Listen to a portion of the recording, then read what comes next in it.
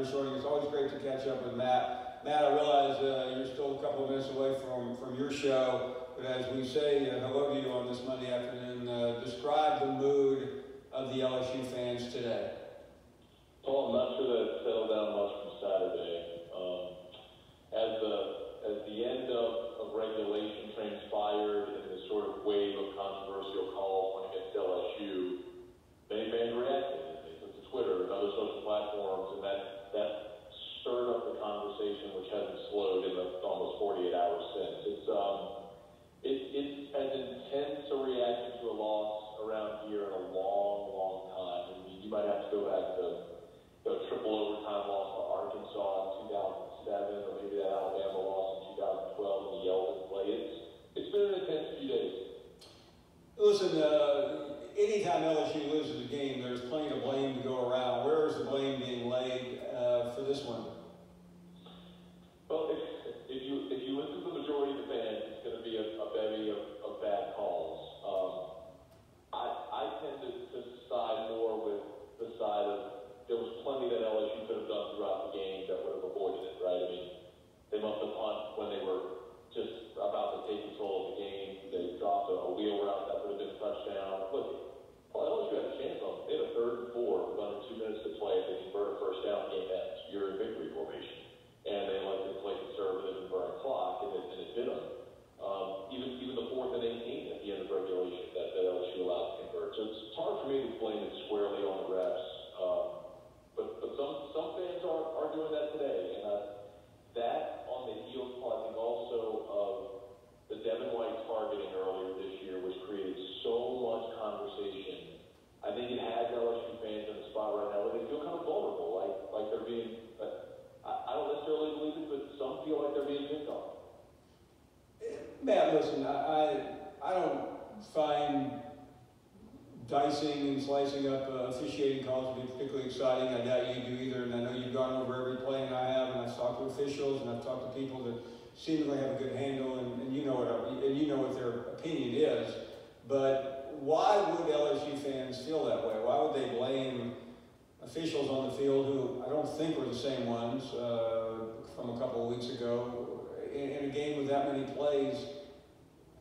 What's the mindset there? I don't know if I completely understand it. Why would you favor A&M over LSU when LSU has had a much better season?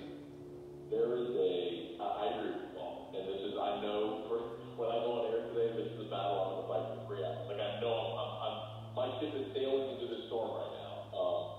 But I can just tell you that LSU fans feel as though they are consistently disrespected by the SEC office. There is a belief that there's a conspiracy against LSU, that LSU ends up on the wrong end of calls more often than not. And no matter how much evidence you might present, like Kellen Mond's knee on the ground while he's holding the football, like, it sucks to call one against you, but guy's knees on the ground. An SEC network shot of Bond spiking the ball's on the ground, and there's 1 second on the play clock. Like, these aren't subjective calls that went against you.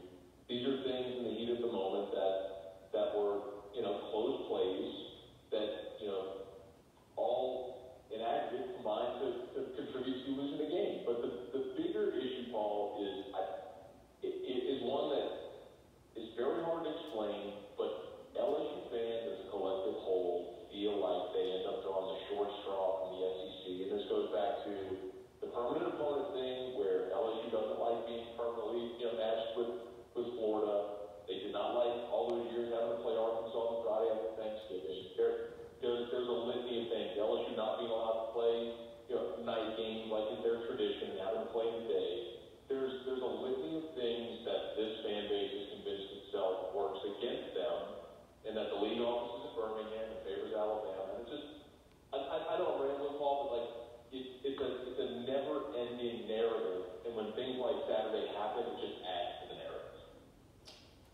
Matt, let me bring this up because the athletic director and vice chancellor down there, Joe Oliva, has been an antagonist.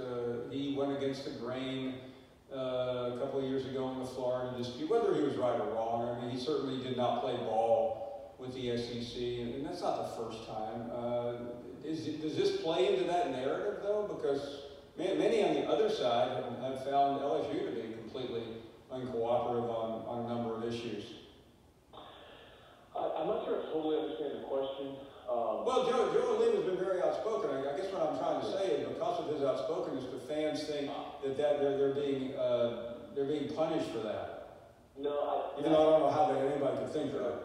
That's interesting. I had not thought of that. And look, Paul, candidly, Joe hasn't been the most popular guy around here in the last few years. So the way things went at the end of the Les Miles era, and the way the coaching search at the end with the Tom Herman and Jimbo Fisher and Ogeron thing happened, Joe's taken his lumps. The Florida thing was one where I think LSU fans felt like finally, we got a guy that's not backing down in the league office.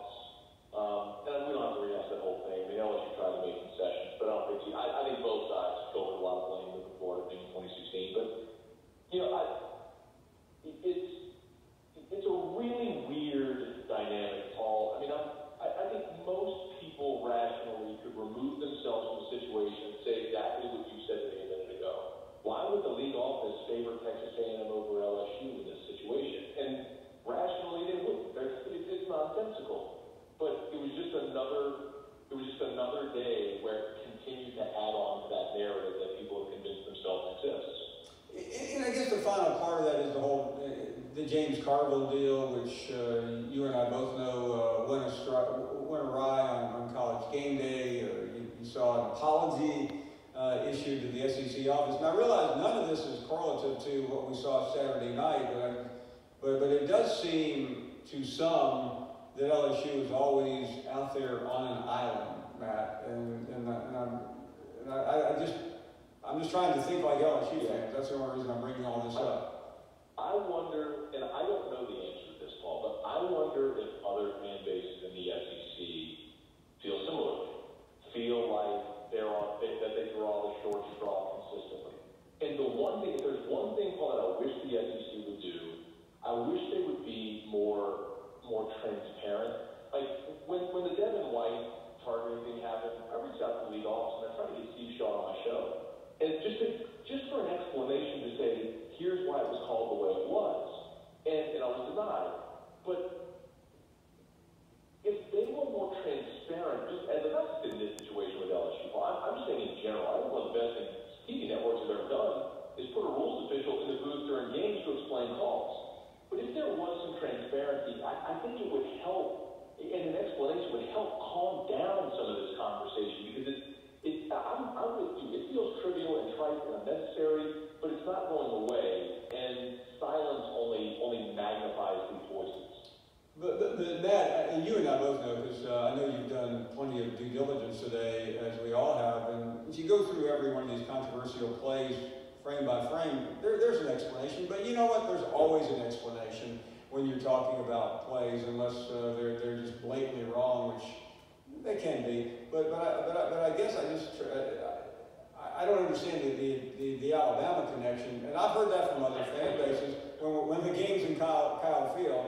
But we're not going to solve that problem today. But finally, what does this loss mean overall, though, to this season? Because you and I both know 4 months from now, it won't matter that the game may or may not have been controversial. It's still going to be a loss. Right. So I think this season as a whole for LSU, when you look at 9-3, when Les Miles would go 9-3, but championship expectations, it was a disappointment. This season, considering the bar was very low, they surprised a lot of people. And I think the collective feeling around the program is they're pointed in the right direction. They've got to figure out a way to beat Alabama. And if they can fix the offense, then maybe